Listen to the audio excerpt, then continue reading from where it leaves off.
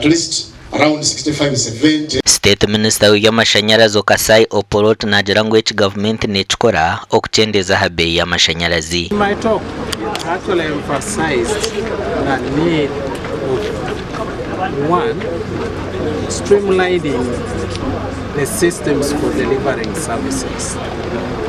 The second one, reducing the costs of doing business. The third one, when you reduce the cost of doing business, it means the end consumer is going to pay a lower price. Ekitongore kya Kyegegwa Rural Electricity Cooperative Society Limited kikatandikaho emyaka 10 ehingwire kandi hati kibiire nikibuza amashanyarazi omuri za district 13. These people have worked with us diligently and don't deceive them that they are going to take them. Now, Honorable Minister, take the list of our workers here. I want to appreciate the board of KRECS. The first board, you did a great work, that's why you are here.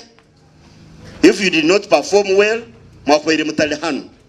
Ngo abantu abayingi obotandika ekintu kikakusinga obusobozi osigale enyuma.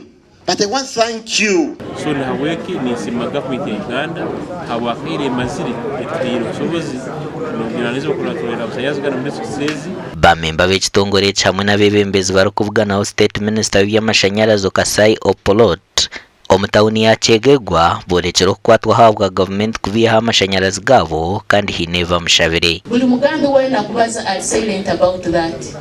Abakozi baitu bona nojja kubatwara rundi no balekaho. Nyombe okusaba okwange abakozi bona barungi kandi papure biri kubabazaho, and that is why they are in the respective offices. Ekitongore ekyo nikiza kwemereza emirimo yakyo aha muheru gw'okwezi okurukwija. Amakuru agagasha kwa Philip Marangira.